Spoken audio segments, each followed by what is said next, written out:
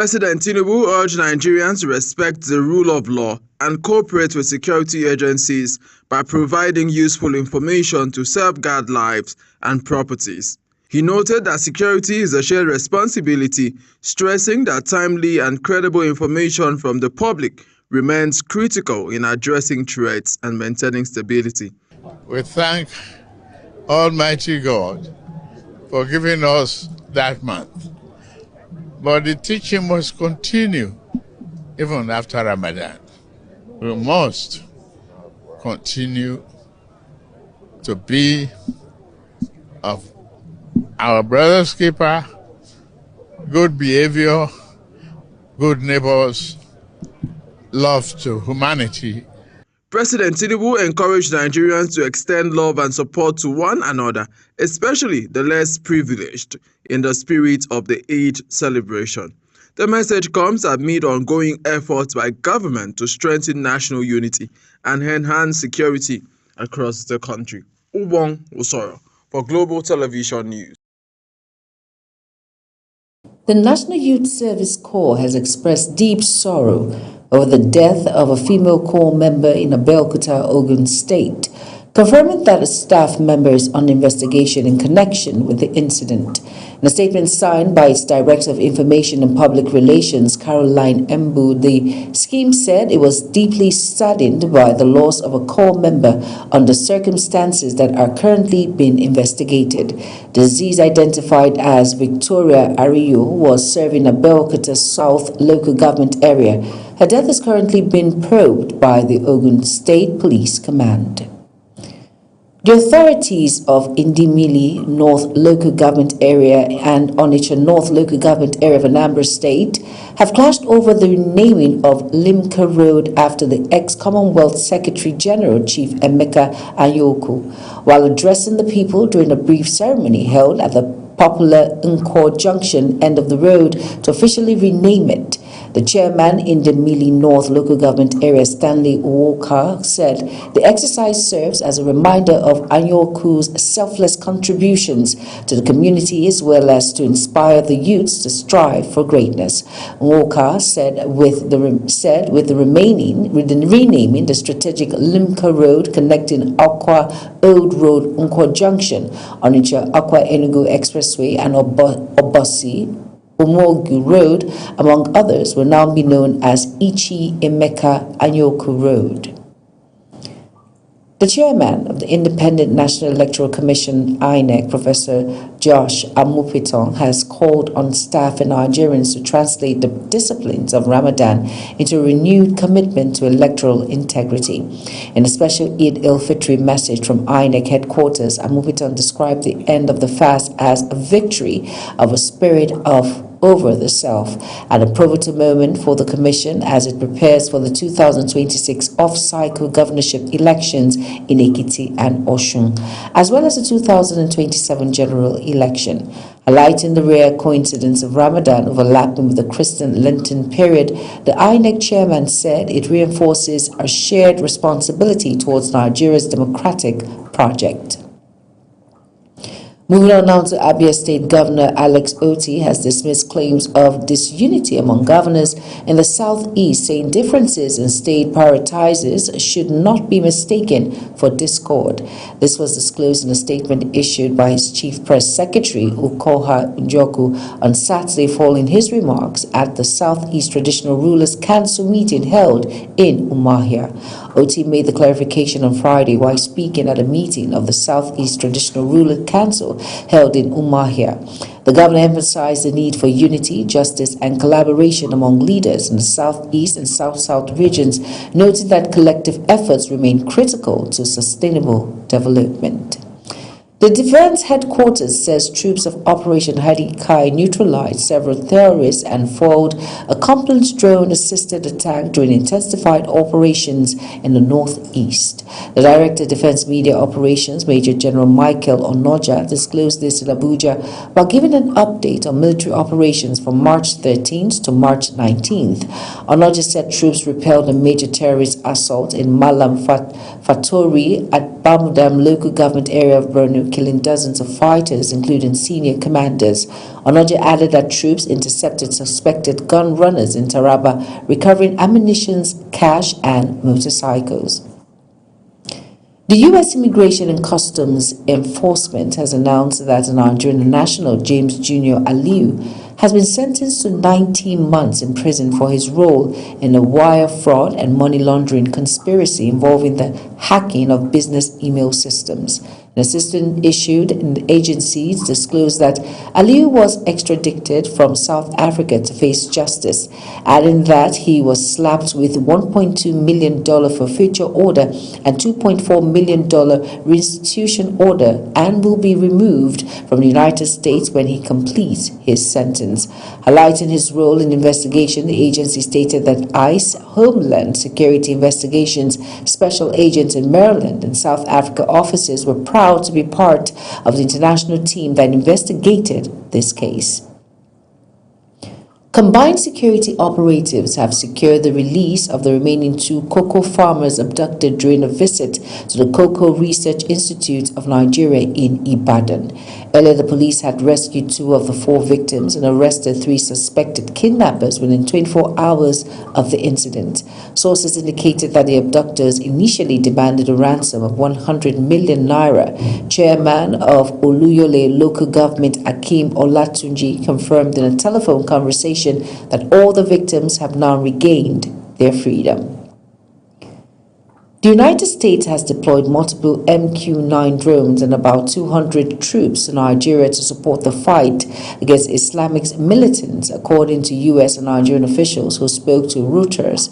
U.S. officials said the troops are not embedded with Nigerian frontline units, while the drones are focused solely on intelligence gathering and are not conducting airstrikes.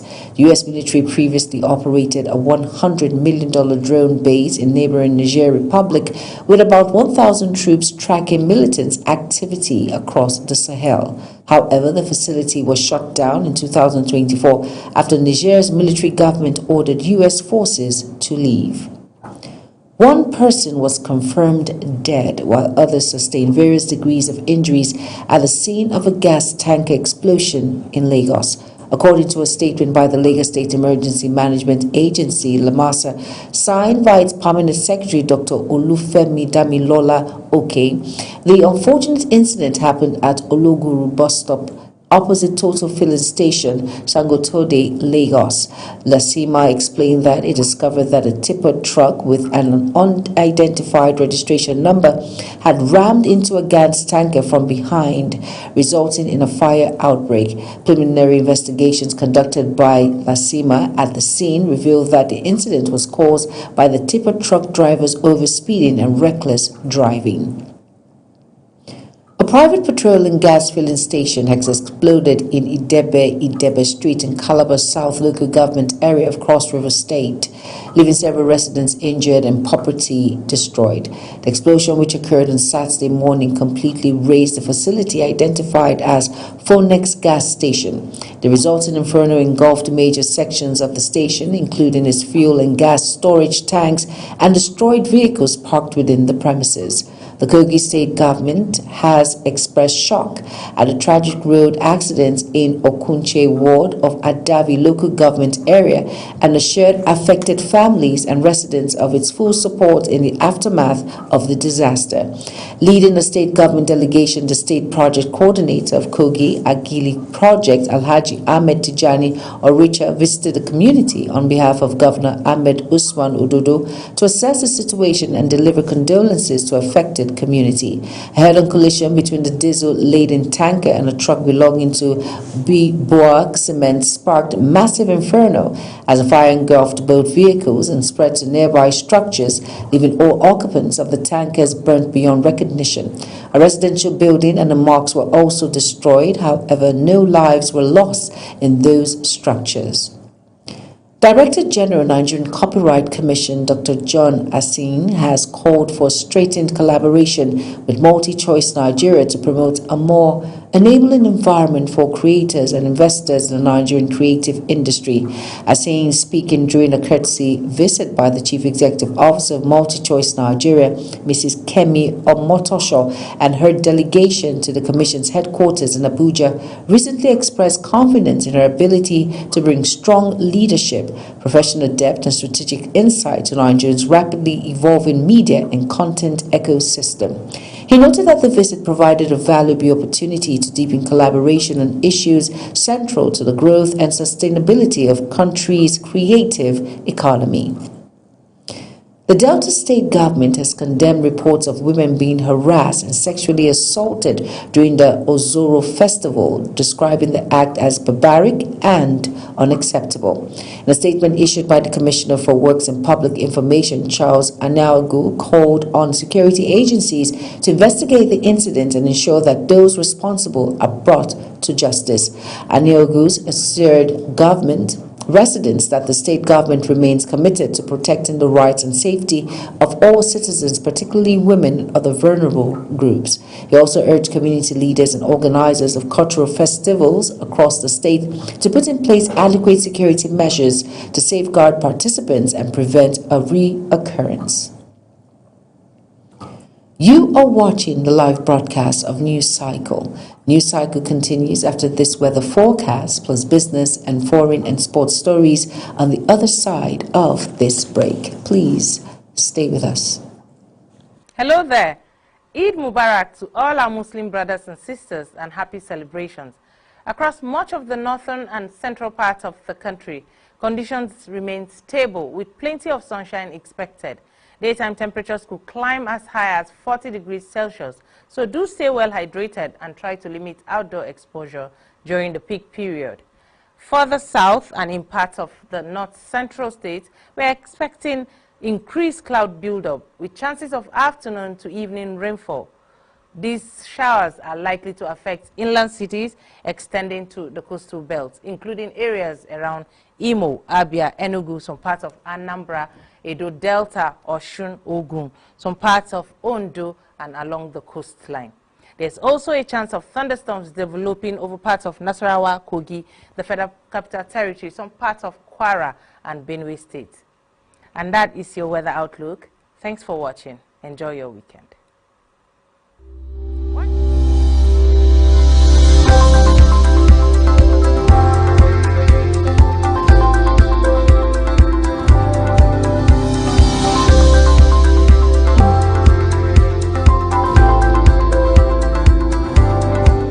You're welcome back, and if you're just tuning in, this is News Cycle on Global Television. Thank you for staying with us. In business now, Nigeria has joined the rest of the world to mark International Forest Day, with experts emphasizing the strong link between forest and economic development.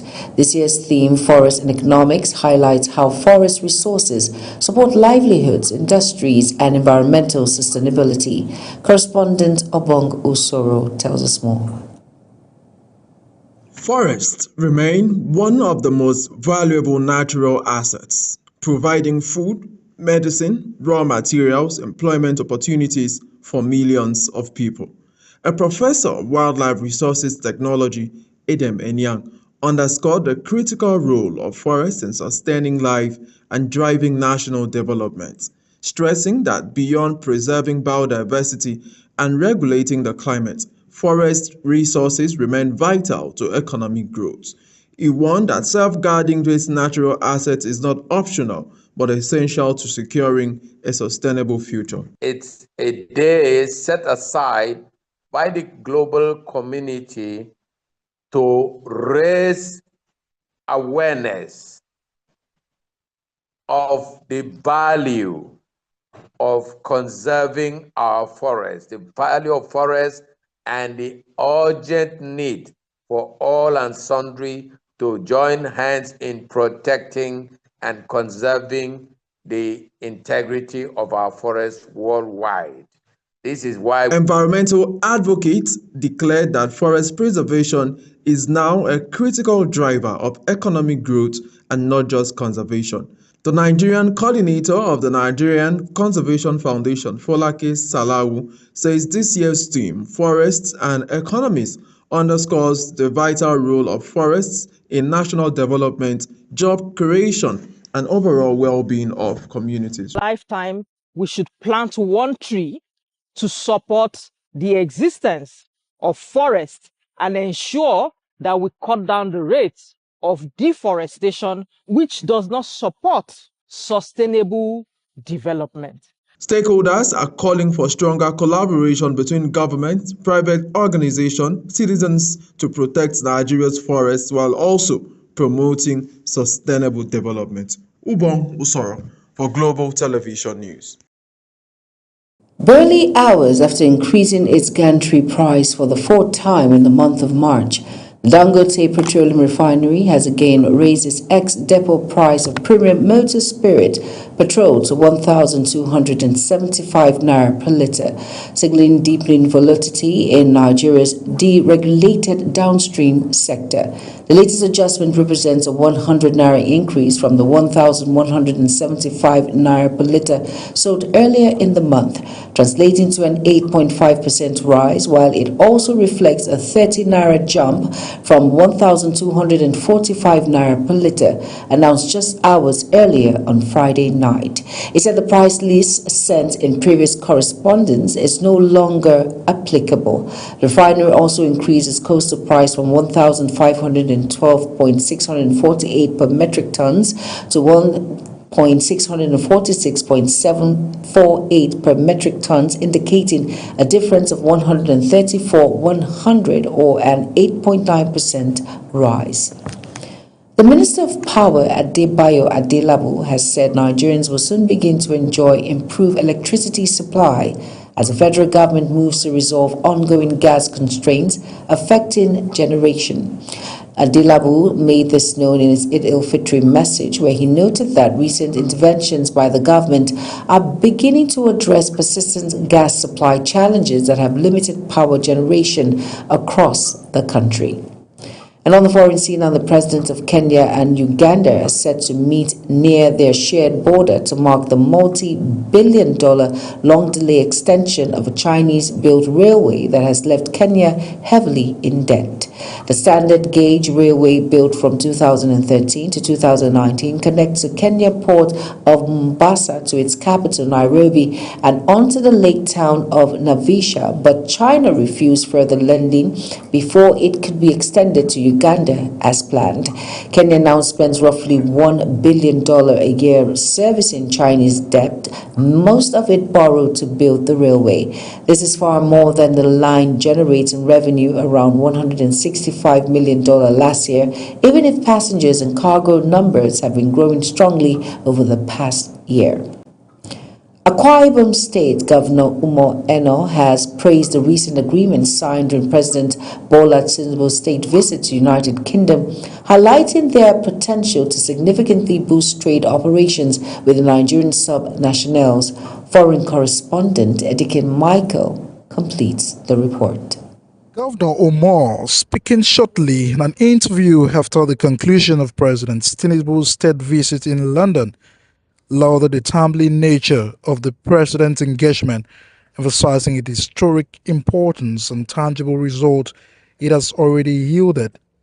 He noted that the reforms initiated by President Tinubu are essential for the nation's economic growth and expressed confidence that their positive impact will soon be felt across the country.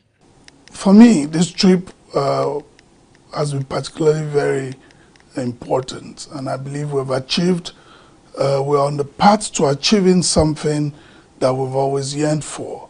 So we talked to some investors about this opportunity, and it gladdens my heart that we're beginning to have a conversation with these people. That, for me, is my key takeaway on this trip. Governor Eno positioned Akwa Ibom as a major player in Nigeria's economic future. He says strategic partnerships and collaborations will unlock the state's full potential, boosting its economic power and contribution to the national economy.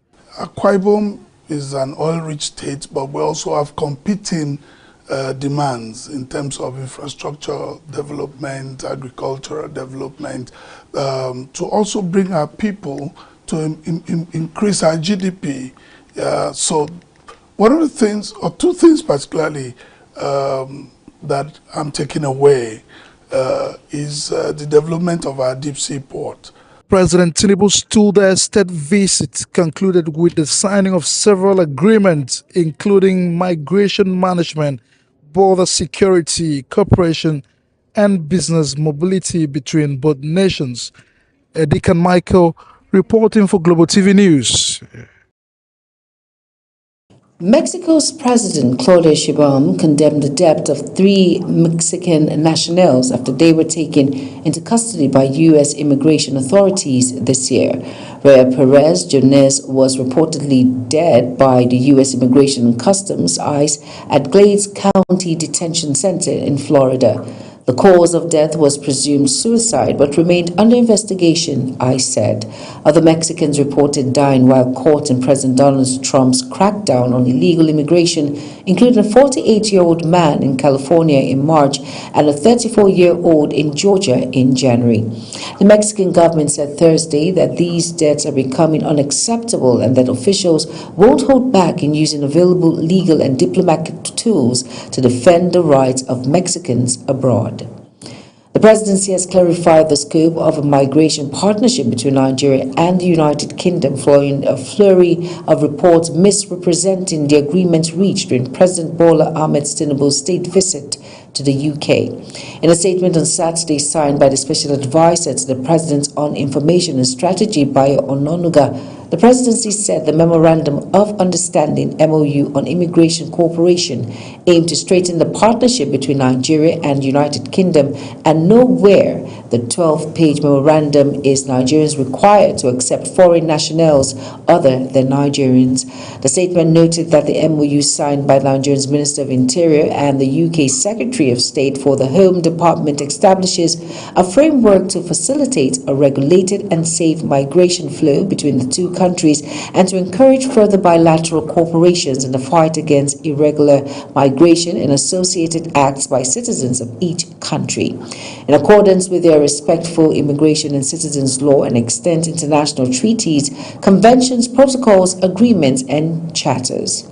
In sport, the Nigerian wheelchair basketball team is set to depart for Luanda, Angola, where they will compete in the 2026 IWBF African 3x3 Championship from March 22nd to 27th, which serves as qualifying tournament for the Commonwealth Games. 8 athletes will represent the country as a competition following a 2-week closed training camp at Package B of the Moshood Abiola National Stadium in Abuja, which ran from March 8 to 21. President of the Nigerian Wheelchair Basketball Federation, Sheyi Johnson, expressed confidence in the squad ahead of their departure on Saturday evening. Still on sports, Ivorian football pundit Mahmoudou Gueye has praised the integrity of the CAF Appeal Committee following its controversial ruling to strip Senegal of the 2025 African Cup of Nations title, highlighting the role of respected Nigerian jurist Roli Dalbo, who chaired the panel that delivered the verdict. The CAF Appeal Board ruled on March 17 that Senegal had breached Article 82 and 84 of the AFCON regulations by walking off the pitch in protest during the final against Morocco on January 18th, declaring the result a 3-0 forfeit in favor of the host nation. Decision overturned Senegal's 1-0 extra time victory and sparked widespread outrage across the football world. Speaking on Super Sports Soccer Africa, Gayle defended the committee's process and commended the independence of those involved. Victor Osimhen has traveled to Nigeria to assess his options after sustaining a fractured right forearm during the Galatasaray's 4-0 Champions League defeat in Liverpool at Anfield on Wednesday. The decision on surgery yet to be made as the Super Eagles striker waits for the swelling to subside. Osimhen collided with Liverpool centre-back Ibrahima Kanute in the 10th minute of the round of 16 second leg, but played right through the pain for the remainder of the first half before being withdrawn at halftime. Galatasaray subsequently confirmed the fracture with the striker's arm placed in a cast following the match. That's it on News Cycle. A quick reminder that Global TV is on DSTV channel 365 and Star Times channel 276. Kindly follow us across all social media platforms now showing on your screen by using @GlobalTVNG. I am Jumai Manson. Thank you for watching.